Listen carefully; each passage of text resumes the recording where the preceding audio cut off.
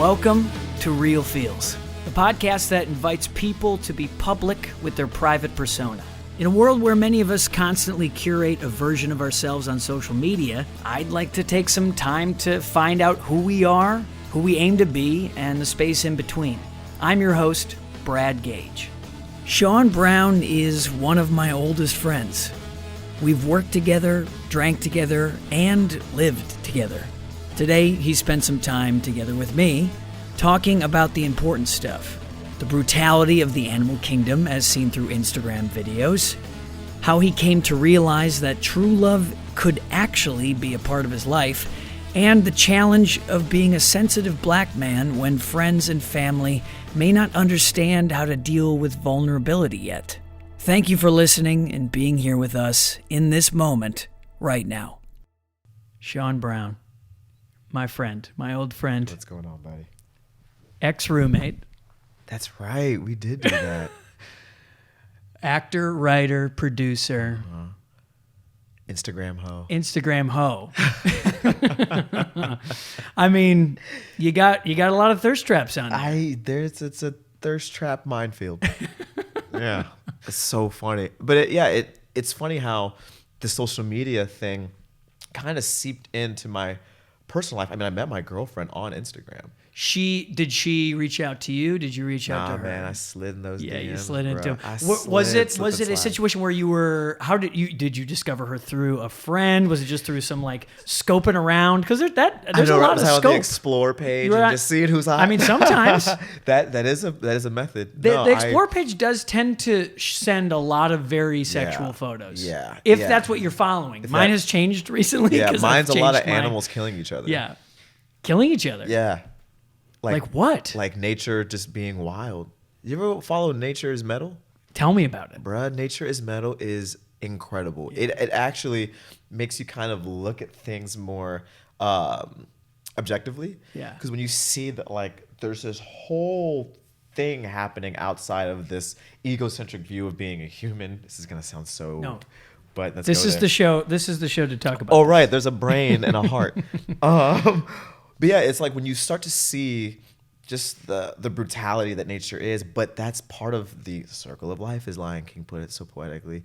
You kind of relinquish any sense of, for me anyway, ego, in the sense that like, oh, this is so hard. I'm like, nah, being a fox is hard, bro. You know what I'm saying? Being a lion is tough. Being a penguin is crazy. You know what I'm saying? Yeah. That's tough. It is. You live in especially now. Exactly. You have air conditioner, bro. You know, we have conquered the earth, and something I've been listening a lot to Alan Watts, who I didn't even know about before, but this kind of philosopher. Do you know him? But philosopher from the '60s, British guy, and he's just talking about this, the hubris of humanity that we're like think that because we're smarter and stronger than everything, we're different, and so we have to the way we keep our place here is by putting everything else in some other place. We keep it down. Yeah. When really we already did it. We don't need to worry about controlling the earth and the animals. It's like, well, we control it so much now. We're ending nothing's it. threatening us. Yeah, exactly. Nothing's gonna fucking take over from us. Yeah. Except for ourselves. So it's interesting. But no, it is metal. Yeah.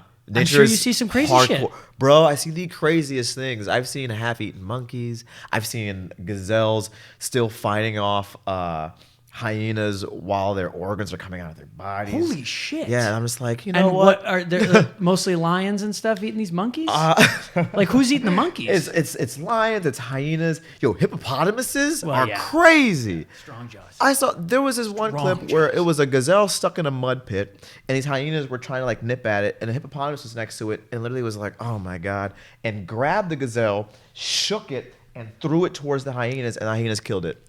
Like the hippo didn't want anything to do with it, but it looked like it was annoyed with the gazelle. It was so strange. Or maybe it was trying to put it out of its misery. Maybe. I mean, there is empathy in the animal kingdom to a certain degree. I mean, I hope so. If I ever run into a lion, I hope that has empathy. But no, it was like the gazelle wasn't dying or anything. It was just stuck, and the hyenas were trying to get to it, and the hippo helped the hyenas. Yeah, it kind of changed the perspective of things, man. Like, I mean, I went on my first acid trip in January, and we talked about this briefly actually a while ago, where I was looking at the stars and they were just glowing so brightly, and it appeared that there were little lines coming out of each star connecting. And then of course I was like, oh wow, yeah, we are super connected, but also these big celestial balls of gas have existed for billions of years. My lifespan is going to be maybe 80, 90, 100 years, dope or not.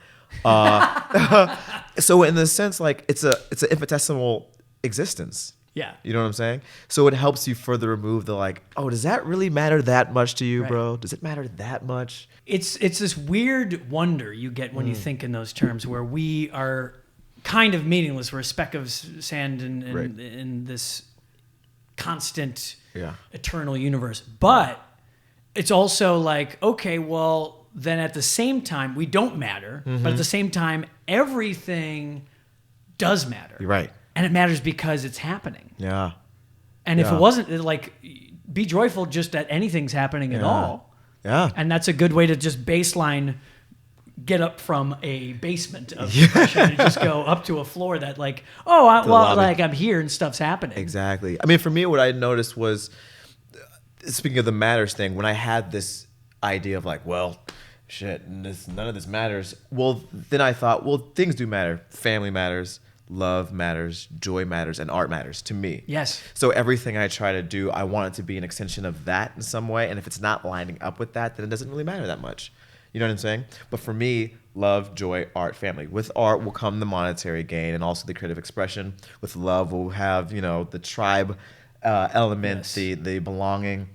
With family, your blood, your bones that are connected with each other, and how incredible is that? So love, joy. Oh, and joy, just being fucking joyful. Yes. And when you lack in that, analyze, like, why is that, and is it something that can either be changed, or does it matter because you're in your egocentric view of the world or whatever you're in, and then you go to Nature's Metal and it's all revealed again. You know what I mean? When you were on acid, did you bring back any mantras? I texted myself when I was tripping balls. Talking about, I was tripping and I was like, I gotta remember everything. And so I texted myself this long, beautiful letter that I read. When I came back, I was reading it every day, and I read it like once every 2 or 3 weeks. I think I read it. Yeah. Yes. About like the whole thing, like I said, family matters, love matters, joy matters, but also forgiving people. Oh yeah. You know what I mean? Forgiving, my abusive ex, forgiving my best friend who betrayed me, forgiving, my father for never getting the apology that I felt like I needed as a 16-year-old when, my parents got a divorce. And in doing that, the healing process really began. Like, I was doing therapy and that was dope. But when I started to see how life kind of goes, and you can see it objectively, or you can be like washed in it and be like, oh my God, this is so hard. But when you look at it, you can go, oh, I have a choice. You know what I mean? I can approach this thing in a different way. Yeah. It's just a matter of taking the action and doing it. Yes. So I did that. I texted my best friend, and she's also my lawyer, just telling her how much I appreciated her and loved her. I texted other friends and be like, I love you so much. They all were like, are you on drugs? And I was like, acid, yeah. I texted my family. Yeah. It's like, I love you guys. I'm tripping balls. but I mean, it doesn't even have to have that caveat, because yes, that's part of it, but also, well, for me, it was an insecurity of having to, because as a black man, when you get sensitive sometimes, you have to be like, for instance, when guys say to each other, yo, I love you, they'll either go, yo, I love you, man, I love you, brother, to like take away some of the intensity of it. So just be like, I love you, not, yo, I love you, dude. Love you, bro. You know what I mean? I love you, So Shaun. For me, Brad, I love you. I love you. I do. I do. You know I do. I do, man. I know you do. But for me, like with my family, they don't know, like, yes, they're still in that, no, my brothers are more woke. My mom, she's, Christian, Bible thumping woman. And not that she would ever judge me, but there's still that sense of like, well, if I tell them that I'm on, acid, it'll like cushion them thinking I'm soft. Yeah. You know what I mean? Yeah. But you've been practicing pushing through that. Oh, for that sure. challenge of feeling. Yeah. With that, not even with my family, but with everyone I hold dear to me, especially in my relationship, to like always be kind and loving and let the person know how much they mean to you, because bro, life, as long as it may feel sometimes, is short as hell. Yeah. And someone who's experienced a lot of death in the family and stuff, it's like, I want to make sure the people I am with, especially being busy, and you have on those blinders and sometimes you forget to come up for air because you're just pounding away, trying to reach your goals, that you come up and say, yo, you mean a lot to me. You know what I mean? Yeah. Because what else is there?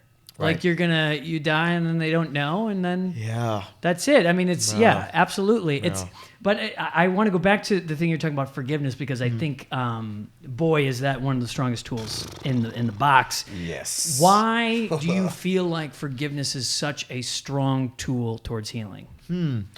Well, the mind, at least my mind, anyway, creates paradigms that just continue, right, until I break them. And so I could either live my life in this resentful, hurt, downtrodden way, or I can release it. You know what I mean? And also, it's affecting me more than it's affecting the person I'm forgiving. Exactly. You know what I'm saying? Your anger. Yes. Yeah. And so there's that part too of like, whoa, this person probably doesn't even know. You know what I'm saying? But in my head, I'm like, fuck you. So it's a two-parter of, I need to get out of this introspective prison where I'm just stuck. It's a loop. It is. It's a loop. It's a thought pattern loop. The challenge, the obstruction is the path. Yeah. And then you're going like, I'm angry. You just go, okay, well, I'm so angry that the only way out is to forgive. I mean, that's, and then because the opposite is, or not the opposite, but the other option is, if you stay in that now becomes a personality trait.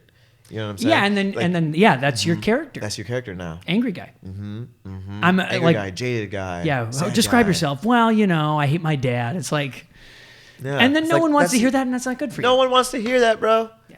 No one wants to hear it. It's hard, but it's easy, because then once you do it, then you just think of people with love and go, I don't need, forgiveness does not mean that you're letting them off the hook. Yeah. Or that you don't, or that you want them in your life. Exactly. Or that what they did is okay. It just means that I am done being mad. I'm done in the space with you and want to save myself. Yeah. You got a lot of healthy practices, Shaun. Bro, you know what? I had to. Because I was dealing with so many heartbreaks and traumas where it was like, I literally came to a point where I was like, you can either let this bring you down and defeat you, or you can push through and become a better person. And so for me, it went with my work ethic thing. Yeah. I didn't like feeling in this place. I'm like, well, if you are the master of your domain, like, what can you do to get out of it? Because it's you. It's literally in you. So you have to get out. Because the other path sucks. You know what I'm saying? Yeah. And the other path will bleed into your work, future relationships. And I want both of those. Yeah. So and it'll block you from really manifesting your actual dreams. Exactly. And you said you had to. Was this recent? Was this kind of a recent realization? It was kind of all happening at once, kind of thing. Yeah, it was 2.5 years ago. I was in this horrible abusive relationship. My best friend had just betrayed me and then broke my heart. My show I was on was canceled. So it was like everything was happening, and I was like, "What is going on?" Like, I went to a depression. I wasn't really talking to anyone. And then a good friend of mine was like, "Bro, therapy. You have to do therapy." And in my community, therapy is still considered weakness. Right. You know what I mean? Mental health with black men is considered like, "Oh, bruh, come on, suck this shit up." Yeah. You know what I'm saying? Right. Power through. You don't need, if you're a man enough, you don't need anything. Need that shit. Yes. Yeah. And then I was like, well, fuck that. I feel like I'm dying, so I have to get out. Yeah. And thank God that I did. And also just like people like you, other friends of mine who are really in tune, explorative people who you can have these conversations with, being vulnerable and not get the thing you're afraid of. You know what I mean? That like the judgment. Yeah. Suck it up, bro. You know what I'm saying? Or even if they don't see it, you can feel it. Exactly. Yeah. Exactly. And the way they look at you and the way they respond. Yeah. So I had to get out of that. But also a big part of that was, again, this whole, I have to win. Like, I have to become better. So when my ex sees me, she's like, damn, he's so happy, and I used to abuse the hell out of him. Or my best friend's like, oh, I tried to break him down, but now look at him, he's thriving. Or, CBS being like, oh, great, he's nominated for an Oscar. Good, you know? But it's so it's a two-part. It's myself, but also, which is probably not the healthiest, is I want to prove you wrong, which has been a big driving force for me my entire life. It can't, I mean, rivalry, competition, Yeah. it does really kick you in the ass. Yeah. And I think sometimes about some of my better feats of accomplishment in the past, and it is with someone in mind and going, well, I'm going to fucking do better than them. And it's interesting. So I think using it in a healthy way is fine, and it's not mean-spirited. Yeah, because you're not affecting them. Yeah, you're not hurting them. Exactly. And so I think that's okay. I mean, it's if it works, and also, can I ask for your ex and for your ex-best friend? Yeah. Do you have love in your heart for them? Do you have forgiveness in your heart for them? The people who are motivating you. You know, I for my former best friend. It's funny because I heard like, you know, he wants to reach out and be friends with you again. And I was like, we can be like cool, but I'm not going to be friends. Yeah, you know cordial. what I mean? Right. But for me, it started off, if I'm being real, it started off at a place where I was like, fuck you, bro, fuck you. And then as I became successful, more successful, more happier, finding more love, I looked and was like, oh, actually, what's happening with you is pretty sad that you felt the need to do that. You know, so for me, it's kind of like you're in your own shit. I can't really help you. You're seeing his pain. I'm seeing the pain, and so it's the anger part of it is gone. Yeah, it's like I just feel bad for you now. Yeah. With my ex, I'm coming more to terms with that also too. Of like, you know, I understand your past made you this way. You could have sought help. You could have done this. You didn't, but this is where we're at now. But now that I've moved on and found love again, and realized that the abuse wasn't at all a reflection on me, it was a reflection on you. It's again this like pity of like, damn, until you fix that, like you're gonna have a sad, painful life. So with me, and same thing with like my traumas with my father and everything, I had to make the decision of like, I'm gonna break this cycle so that I can be a great father to my kids, have a great life, be a great husband, and just start a new cycle. Yeah. I mean, I think I've brought this up on the podcast before, but the idea of, you know, whose business is what? You got your business you can control, and then there's other people's business and God's business, and the other two, if you worry about it too much, then you're going to be in pain. Yeah. Because you have no control. Yeah. So I have had so much trouble with that because out here I have just lived my life through the lens of other people. Yeah. When I first met my partner now, Allie, she said one of the things she used to say to me, she asked me, you know, what's important to you? What's some of the most important stuff? And I would say, you know, the admiration of my peer group, because this is, we've come up and this is, you know, we work together and we're all kind of coming up together, but like, you know, I want to make my friends proud or something like that. And she told me later, she was like kind of thinking about not dating me anymore after that, because it's a very toxic way to look at your life. What is important to you, the way other people see me. You. Yeah. And I used to kind of hold that as like a reverent thing. Like, no, like my friends, like I want to make them proud. But it's like, make yourself proud first. They'll be proud when you make yourself proud. Exactly. Yeah. And they see that. And I think people did see that in me. Yeah. And that's what I've been working on too. And it's, so yeah, being able to just empower people and kids and stuff and love. I mean, speaking of that stuff, family, just very early, I know you are in love. I'm in love. It's crazy, bro. How'd this happen? I was like, nah, never you. Not again. See, this is it, right? This feeling that when I was going through my shit, I was thinking that love was a farce and didn't exist. Absolutely. Or is this where you were at too? For sure. Bro, Tell me about that. Coming out of that abusive relationship, like I said, for me, I was like, how can someone do this to someone that they say they love? You know, and then having, you know, coming from, you know, my parents were divorced, my older brother was divorced, and then he was going through another breakup with his fiance. You know, it was like, this love thing is not real. It's not. It's to sell cards and movies. Like, it's not a real thing. Like, who really wants to spend their entire life with one person? Are you kidding me? Have you seen LA? Get out of here. Have you seen Instagram? Yeah, exactly. Have you seen your Explore page? Get out of here. But so yeah, I was living in that, and the more I was sleeping around, there was a sense of loneliness that kept creeping up, of like, first of all, what am I doing? But secondly, like, I can't. This thing called life, right? It's crazy.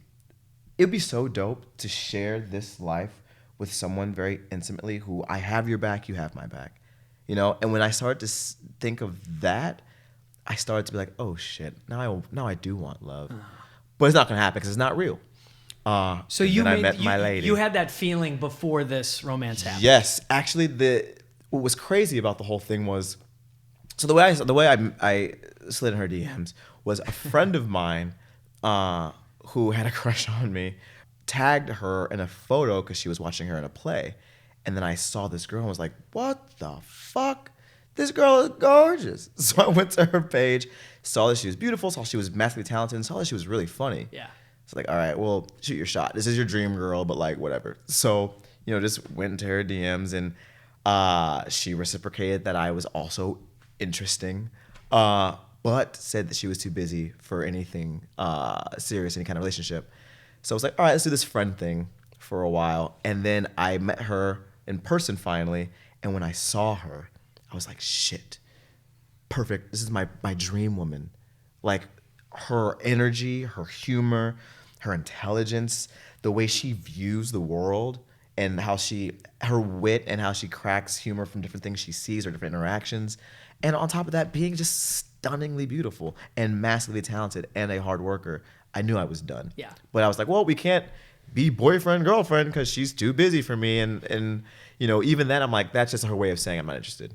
So we did that friend thing for a year, and then long story short, I finally kissed her. And afterwards she was like, I've been waiting for that kiss for a year. What? And I was like, wait, what the fuck?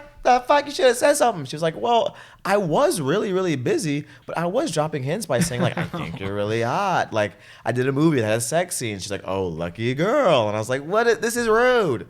And I even at one point I was like, yo, I can't do this anymore. Like, I like you so much, yeah, and I cannot be your friend and watch you get married to someone else. Like, I can't. Not that she was gonna get married to anyone. Sure, but yeah. If it wasn't gonna work out with it was just gonna be your heart like, was aching too much. Like, I didn't want that Keira Knightley. What's that movie? The British film where he has like cue cards and he's like dropping them. Love Actually. Love Actually. He's like, I love you. My best friend is my best friend. Yeah, it's Rick from Walking Dead. But yeah, and so it happened like really kind of fast. So, you know, we had our first kiss. And then 2 days later, I was looking at her and I was like, I don't want to be with anyone else, which was huge for me because I was with everyone else. But no, it was to be serious, it was a big deal for me because, like I said, I was in a relationship mode. I just kind of recently, because my nephew was like, oh, kids are cute. You know what I'm saying? Mm-hmm. First I was like, no, fuck kids. They're like loud at Jamba Juice for no reason. And then so no reason. There's a lot of sugar there. A lot of sugar. Actually Actually, very exciting. That is the reason. They have crack cocaine. But so when I started to see like, wow, this woman is phenomenal, then it became, well, here she is in front of me. I really don't want anyone else. And that mantra kept repeating in my head when I would look at her and be like, I don't want anyone else. Like, I didn't want to tell her that because it's LA and I don't know where she's coming from. And it was 3 days? It was 3 days after we finally were like, I like you too. So yeah, one night I was brushing my teeth and looking at her brushing her teeth, and I kept giggling like a little boy. And I asked her right then. We went into the bedroom. I was about to turn off the lights to get the sleep started. That was all that was going to happen with sleep. It was a long day. It was a long day. Yeah. It was a long day. And I was like, yo, I want to be your boyfriend. Would you be my girlfriend? And she was like, yes, absolutely. And then 2 days later, said her I love yous. And it's just been amazing and healthy and open and honest and caring and inspiring. Like, it's everything all the songs talk about. All the songs talk about, bro. I'm like, oh, this is why they say I've never been in love before, but all at once it's you forevermore. You know what I'm saying? Like, that's what that is. I feel like I'm in love for the first time. Yeah. Like, oh, this is love. So wait, what was I doing in college? What was I doing 2 years ago? You were practicing. I was practicing. And thank thank God for the practice. Thank God for the practice, man. You wouldn't have been ready if you hadn't practiced. I was a totally just different person then, and I needed to grow up to where I am now to accept her love and to give love back. You know what I'm saying? Mm-hmm. And it's been just cool. It's just been a cool feeling. And whatever happens, like, I mean, I'm hoping we're together for a long time. If you're listening, honey, I hope we're together for a long time. But she better be. She better be. I haven't met her, but but no, it's just a sense of like, now approaching it, it just feels good. Love is beautiful. Love's amazing life force that we get to experience as human beings, and how incredible is that? Yeah. You know? I mean, it's why we are here. Yeah. To me. Yeah. And once I felt it again, I realized that, because it is, you know, sometimes you question why. Yeah. Which is a silly question, because even asking that, it's like, why does there need to be a reason why we're here? But to me, it's just one of the big one, and unifying energy of the universe is love, because like you can feel that. Yeah. It's the good. It's the good thing. It's the thing that everybody needs and wants. Even if the most evil person in the world in history still need and want love. Yeah. They, like, love is just not. It's not going away, and it's why we're here. And it's the celebration. Well, even in acting, when you have, like, you know, your breakup scene, what they teach you, at least what I've been taught, is that in a breakup scene, you're not approaching it in this hateful way. You're approaching it by still trying to find the love, find the moments of love, or the lacking of it. But it's never this thing of like, I hate you. All of the confrontation or negotiation or reconciliation or seduction will come from a sense of love. And is your love tank full or empty? And are you trying to grasp more of that? Yeah. You know, you can't live in the fear thing, but that's a whole nother. Or maybe this is the place for that. I mean, but yeah, like having fear-based decisions and living is so detrimental and serves nothing. So when you apply love to it and make decisions from love, like, it's off to the races, man. I mean, I would love to send that energy out. I try to, as much as I can, to people who I can tell are living in a little bit of that fear. Fear, it's not helpful. It's kind of what's, I think, created an environment, at least in this country, in the world right now, this fear that we're gonna run out of what we need. Right. And so we just got to use up whatever we have now, because we don't know if we'll be able to survive later. And it's like, well, that fear is just feeding itself. And that's why we're running out of resources. Yeah. Not like we can have everything we need. Yeah. But fear and greed, I guess. Yeah. But yeah, the fear, it's a big one. Living in fear, and also just to apply it to everyday life, to something that I've been experiencing recently that I've been getting over, is the fear of your own success. Not thinking that I'm not going to get the thing, and so I'm afraid to even go at it. You sabotage yourself. Yeah, absolutely. To take it back to social media just a little bit. How do you feel when you get off your phone? I have actively been pushing myself away from my phone.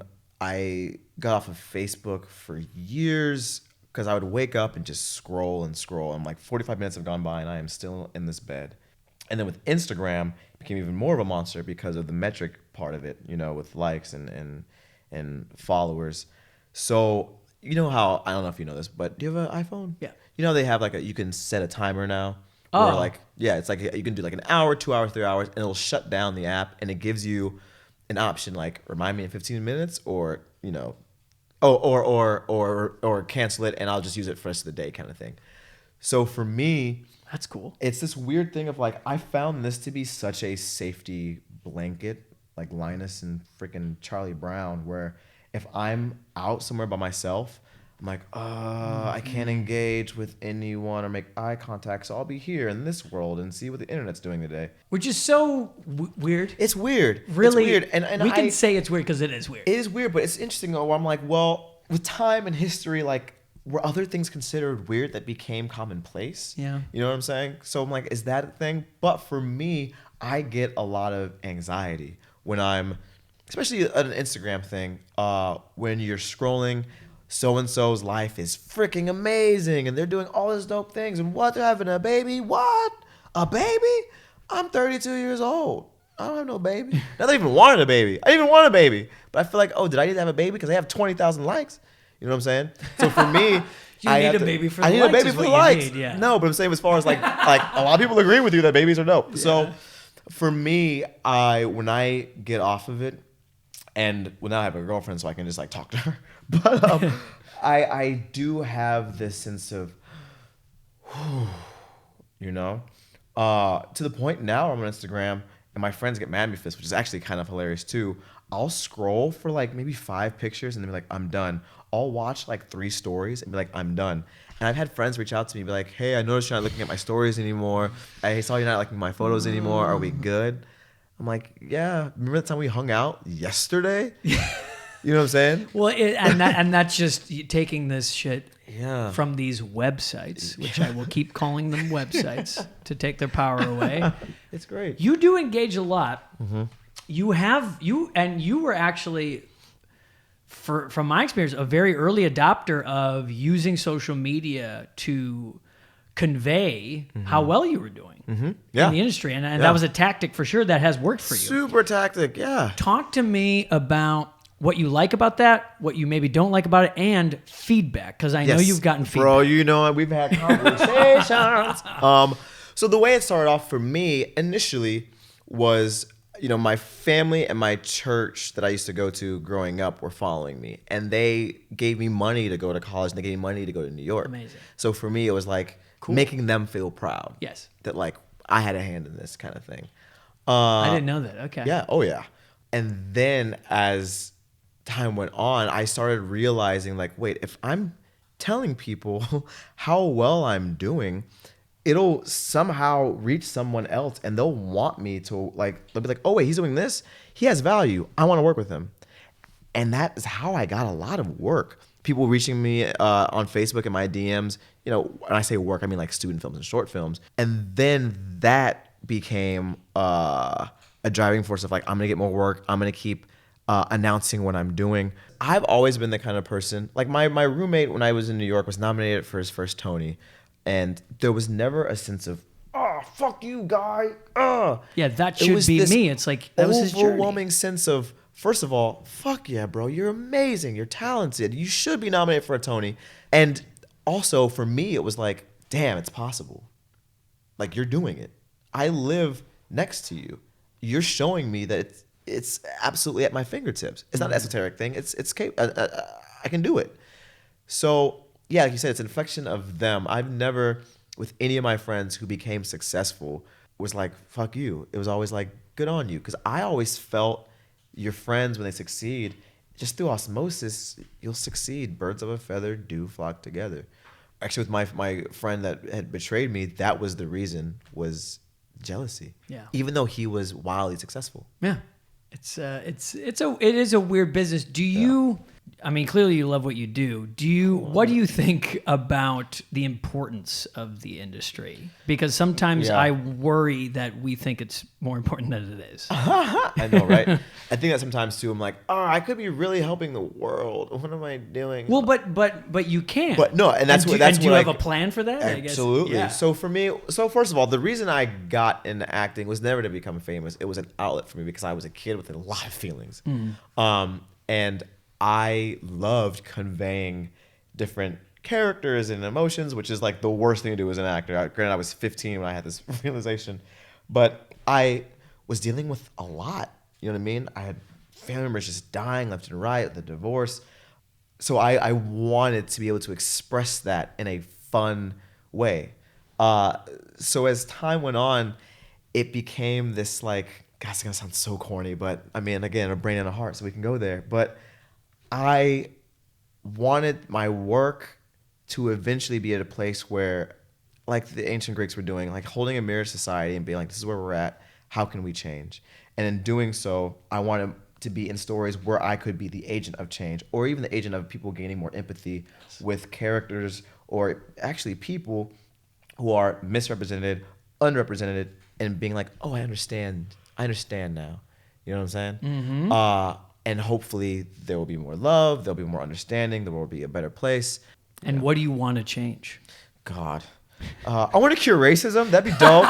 I like cure. I like the word cure. It's a fucking disease. It's a lacking of certain flavors in that brain. All the isms, sexism, homophobia. Like I was never. I mean, I've been bisexual in 2 projects now. Yeah, and I never had this. Like, I'm not doing that. That's gay. Like, it was never that. It was like, well, if I'm gonna do it, I'm glad you chose me, so I can give it an honest voice. Because I don't know what other actor is gonna do that. They might go for the stereotype that's actually really inherently violent or detrimental to that group of people.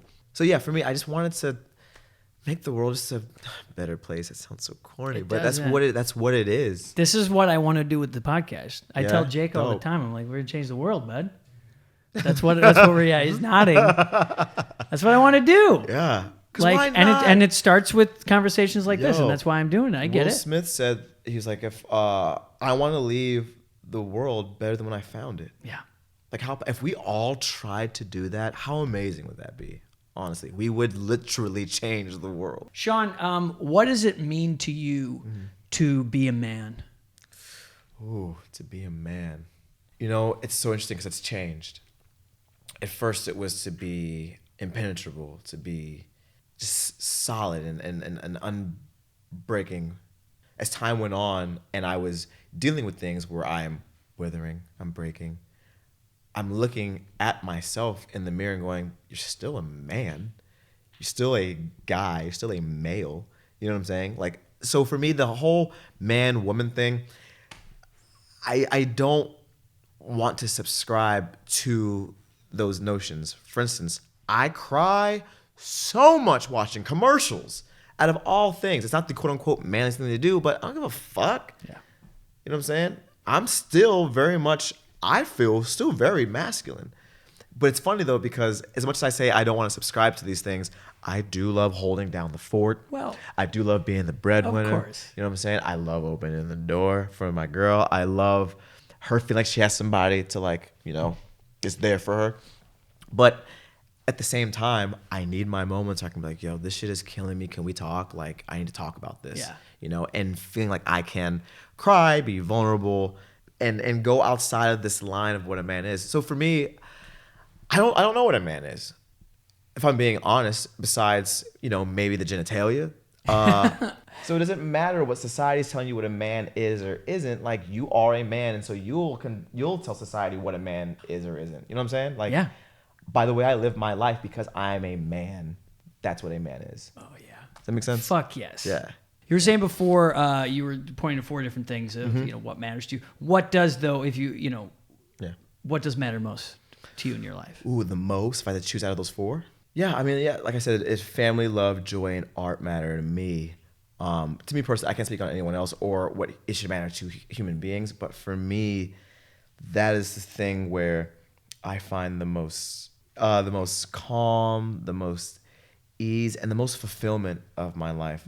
I love being moved by art, by film, by music, by feeling music. I think music is the purest form of expression, if I'm being honest. It's vibrations. Yeah. Well, it's the root of all existence in its way. So for me, it's like I want to be connected in that, but also produce my own art. Like I said, for family, how insane is it? Like, I mean, animals do it too. I mean, we are animals, but yo, what's good? I'm chilling. Let's make a baby. Like, that to me is a miracle. It is. That our bodies can handle such a complex thing. Like, I say this all the time. I think women are the stronger of the 2 sexes. Like, their bodies have to incubate and then produce life. Yeah. That's insane to me. So to have that happening, and we're all literally connected. Like, my bone is from your bone. My blood type, my DNA, my history is connected with you, my brother, my mother, my father, my uncle, my cousin.